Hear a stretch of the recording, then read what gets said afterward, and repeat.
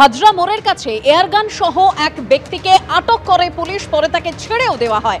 গতিবিধি সন্দেহজনক হওয়ায় তাকে পুলিশ আটক করে, পরে এয়ারগানের লাইসেন্স দেখানোয় পুলিশ তাকে ছেড়ে দেয়। তবে অস্ত্রসহ কেন ঘোরাঘুরি করছিলেন ওই ব্যক্তি সেটা পুলিশ জানতে চায়। এয়ারগান নিয়ে গতকাল সকালে দেবাঞ্জন চট্টোপাধ্যায় নামে একজন ঘোরাঘুরি করছিলেন এবং যেটা জানা যাচ্ছে দেবাঞ্জন চট্টোপাধ্যায় সল্ট লেকের বাসিন্দা। আর কি তথ্য রয়েছে সরাসরি কথা বলবো আমাদের প্রতিনিধি আবির দত্তর সঙ্গে। আবির, দেখো, গতকাল 10:30 নাগাদ এই ঘটনা ঘটে। মুখ্যমন্ত্রী মমতা বন্দ্যোপাধ্যায়ের যে বাড়ি, সেই বাড়ির কাছেই এই হাজরা রোড এবং এই হাজরা মোড় থেকে হাজরা রোডের কাছে তার বাড়ির এই কাছাকাছি যেখানে আমরা দাঁড়িয়ে আছি, সেখানেই গাড়ি প্রথমে দাঁড় করিয়ে এক ব্যক্তি, তার পরনে ফতুয়া, এবং সে যখন বেরিয়ে মুখ্যমন্ত্রীর গলির দিকে অ্যাপ্রোচিং বা সেখানে যাওয়ার চেষ্টা করে, ঠিক সেই সময় যারা সিকিউরিটির দায়িত্বে রয়েছেন বা নিরাপত্তার দায়িত্বে যারা রয়েছেন, ঠিক তার গলির মুখে যাদেরকে দেখা যায়, তারা প্রথমে ওই ব্যক্তিকে জিজ্ঞেস করেন যে কোথায় যাবেন, এবং তখন তিনি জানান যে বেশ কিছু কাগজ জমা দিতে সে মুখ্যমন্ত্রীর কাছে যেতে চায়। এবং এরপরেই তার বক্তব্য শুনে বা তার কথাবার্তা শুনে বেশ কিছু সন্দেহ হয় পুলিশের, এবং এরপর তার বিষয়ে আরও জানার চেষ্টা চালান তদন্তকারীরা, এবং তার সঙ্গে বিশেষ করে যারা সিকিউরিটি দায়িত্বে এখানে রয়েছেন, যারা নিরাপত্তারক্ষীরা তারা। এবং এরপর তার যে গাড়িতে করে সে আসে, সেই গাড়িতে একটি ব্যাগ, সেই ব্যাগে ভেতরে সার্চ করে তার ভোটার কার্ড, আধার কার্ড, ড্রাইভিং লাইসেন্স এবং একটি আই কার্ড পাওয়া যায়, যেটা ডন বস্কো স্কুলের আই কার্ড। এবং সেখানে সে নিজের পরিচয় দেয় যে সে শ্রীরামপুর রাইফেল ক্লাবের সঙ্গেও তার যোগ রয়েছে বা তিনি যুক্ত, এবং তার সাথে তিনি ডন বস্কো স্কুলের তিনি টিচার। এরপর তার কাছ থেকে যে জিনিসটা পাওয়া যায় সেটা দেখেই কিন্তু সন্দেহ আরও বেশি বাড়ে। তার কারণ একটি আগ্নেয়াস্ত্রের মতন বস্তু দেখা যায়। পরবর্তীকালে পরীক্ষা করে পুলিশ জানতে পারেন যে এটি যে এয়ার গান, এবং একটি বাক্সের মধ্যে বেশ কিছু গুলি পাওয়া যায়, যে গুলিগুলো এবং এই যে বন্দুক সাধারণত পাখি শিকারের ক্ষেত্রে অনেকে ব্যবহার করে থাকে। কিন্তু সেই বস্তু নিয়ে বা সেই এয়ার গান নিয়ে মুখ্যমন্ত্রীর সঙ্গে বাড়ির সামনে যাওয়ার তার কেন সে চাইছিল সেই বিষয়টা তারা খতিয়ে দেখার জন্য ওই ব্যক্তিকে নিয়ে যাওয়া হয় কালীঘাট থানাতে, এবং সেখানে তাকে জিজ্ঞাসাবাদের পর, এনকোয়ারি বা অনুসন্ধানের পর তাকে ইতিমধ্যে ছেড়ে দেওয়া হয়েছে। ইতিমধ্যে যেটা জানা যাচ্ছে যে এই যে ঘটনা যখন ঘটে ঠিক সকাল 10:30, প্রথমে যারা সিকিউরিটি বা নিরাপত্তার দায়িত্বে থাকেন মুখ্যমন্ত্রীর ঠিক এই গলির মুখে, ঠিক সেই সময় তারাই প্রথমে এই ব্যক্তিকে দেখেন, এবং তারপরে কালীঘাট থানার কাছে হাতে তুলে দেওয়া হয় জিজ্ঞাসাবাদের জন্য। জিজ্ঞাসাবাদের পর পুলিশ বেশ কিছু কাগজ দেখতে পেয়ে, বেশ কিছু তাকে জিজ্ঞাসাবাদের তার প্রশ্নের উত্তর পেয়ে, সদুত্তর পাওয়ার পরেই তাকে ইতিমধ্যে ছেড়ে দেওয়া হয়েছে বলে পুলিশ সূত্র থেকে জানা যাচ্ছে। ধন্যবাদ আবি। যে খবরের দিকে আমাদের নজর রয়েছে, হাজরা মোড়ের কাছে এয়ারগান সহ আটক, পরে মুক্তি। গতিবিধি সন্দেহজনক মনে হওয়ায় আটক করা হয় ওই ব্যক্তিকে। গুলি সহ এয়ারগান নিয়ে কেন ঘোরাঘুরি জানতে চায় পুলিশ। সরাসরি আমাদের আরেক প্রতিনিধি ময়ূক ঠাকুর চক্রবর্তী আমাদের সঙ্গে রয়েছেন। ময়ূক, এই প্রশ্নই উঠছে যে হাজরা মোড়ের মতো এরকম জায়গায় এয়ারগান সহ ওই ব্যক্তি কেন ঘোরাঘুরি করছিলেন, পুলিশ সূত্রে আর কি জানতে পারছো? দেখো, পুলিশের তরফ থেকে যেটা বলা হচ্ছে যে প্রথমে তারা মনে করছিলেন যে কি উদ্দেশ্যে ওই ব্যক্তি এসছেন, কারণ ওটা এয়ার গান সেটাও স্পষ্ট হচ্ছিল না। তারপর ওই সংক্রান্ত যাবতীয় নথি ডকুমেন্টস সে পুলিশ আধিকারিকদের কাছে দেন, যে ওই আর্মস নিয়ে ওই এয়ার গান ক্যারি করার জন্য যে নথি প্রয়োজন হয়। এবং তারপরেও পুলিশ আধিকারিকরা দেখেন যে ডন বস্কো স্কুলের টিচার ওই ব্যক্তি দেবাঞ্জন চট্টোপাধ্যায়। কিন্তু কয়েকটা জিনিস নিয়ে এখনো প্রশ্ন উঠছে যে ডন বস্কো স্কুলের শিক্ষক, শ্রীরামপুর রাইফেল ক্লাবের সঙ্গে তিনি যুক্ত, তিনি এয়ারগান নিয়ে হাজরা মোড়ে কি করছিলেন।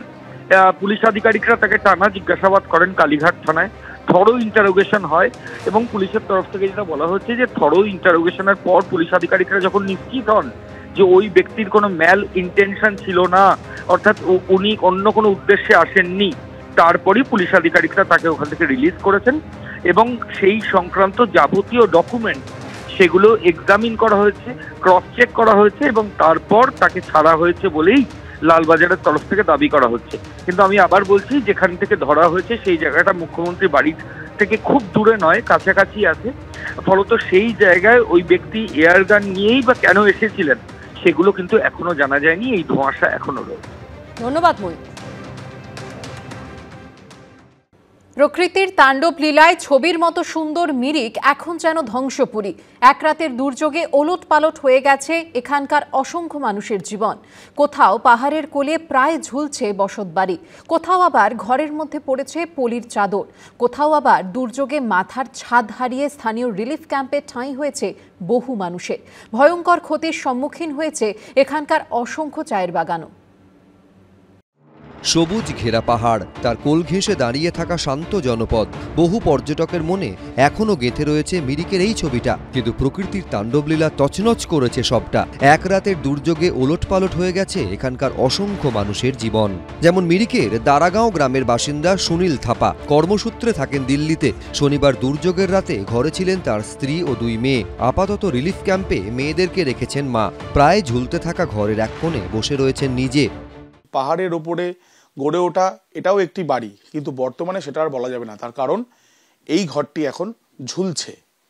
তার কারণ এর দরজা দিয়ে দেখলেই বোঝা যাবে যে কি অবস্থা। দরজা খুললেই ঘরের যে উঠোন থাকে বা ঘর থেকে বেরিয়ে পা রাখা যাবে না। তার কারণ একেবারে মৃত্যুফাদ, টানা বৃষ্টি, এই যে ধসের ঘটনা ঘটেছে সেখান থেকে। মিরিকের দারাগাঁওয়ের এই সঙ্গীন পরিস্থিতি দেখুন। দুর্যোগের প্রকোপ কমলেও এখানে ঘরে ঘরে এখনো পলিমাটির স্তূপ, পলির চাদরে ঢেকেছে ঘরের আসবাবপত্র। দরজা ঠেলে ঘরে ঢোকার উপায় নেই, ভরসা জানলা। আজকে যখন রাস্তা পরিষ্কার হয়েছে, কিছুটা যান চলাচল করছে স্বাভাবিকভাবে, এবং তার সঙ্গে সঙ্গে যে যে জায়গাতে বড় বড় পাথর পড়েছিল সেই পাথর ইতিমধ্যে সরানোর কাজ হয়েছে। খোলা গিয়েছে ঘরের দরজা।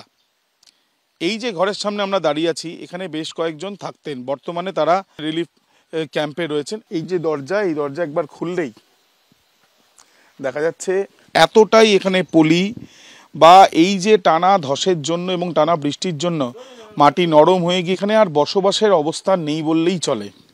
बारिश आने से ना ऐसा हो गया, पानी से आने से नेता लोग आया था, ऐसे देख के चले गए। घर होगा कि नहीं कुछ नहीं बोला, बहुत दिक्कत है। कपड़ा नहीं है इधर का आदमी का, अभी रिलीफ में है सारा लोग। लेकिन ये घर कब होगा कुछ बताया? कुछ पता नहीं बताया। अभी ऐसे देख के चले जा रहा है, ऐसे देख के चले जा रहा है, जो भी आया देख के चले जा रहा है। মিরিকের এই গ্রামে তো কার্যত মাটির নিচে চাপা পড়ে গেছিল আস্ত বাড়িটায়। মিরিকে এবার উদ্ধার হলো আস্ত একটা বাড়ি। গত 4 তারিখে রাত্রি 2:47 নাগাদ হঠাৎ করেই টানা বৃষ্টি এবং এই যে ধসের কারণে ঠিক যেখানে আমরা দাঁড়িয়ে আছি তার ঠিক পেছনের এই যে অংশ, পাহাড় ভেঙে সেখান থেকে একের পর এক পাথর নেবে এবং পলি পড়ে পেছন থেকে ছাদ থেকে পুরো ঢেকে দেয় বাড়িকে। বাড়ির অবস্থা দেখলেই বোঝা যাচ্ছে যে পুরোটাই মাটির তলায় ছিল। এখানে দরজা ভেঙে গিয়েছে, जाने के रास्ता तो नहीं है, सब पे ब्लॉक हो गया। तो এরপর আপনারা সকালে বেরিয়ে গেলেন? हाँ, सकाले जो तो सूर्य आ गया, तब उसके बाद ये हम लोग दरवाजा खोल के, जो माटी था वो भी खोलता नहीं था। यहाँ से কতটা ভয় পেয়ে গেছিলেন ওই সময়? पूरा अरे আমার জ্ঞান নাই, কি করো কি করবে যাই। দুর্যোগের জেরে মাথার উপরে ছাদ চলে গেছে। মিরিকের তোকলাং গ্রামের বহু বাসিন্দাদের অস্থায়ী ঠাঁই হয়েছে এই রিলিফ ক্যাম্পে। গ্রামবাসীরাও এখানে এই আলাদাভাবে কাগজের মধ্যে লিখে এখানে একটি রিলিফ ক্যাম্প করেছেন কমিউনিটি হলে। প্রচুর মানুষ যারা রাতে এখানে এসেই প্রত্যেকে থাকছেন, এই গ্রামেরই সদস্য, ছোট ছোট শিশু থেকে বৃদ্ধা তারাও রয়েছেন, এবং এখানে সরকারের তরফ থেকে তারা আবেদন করে বেশ কিছু রেশন তারা আনছেন এবং সেটাই তারা খাচ্ছেন।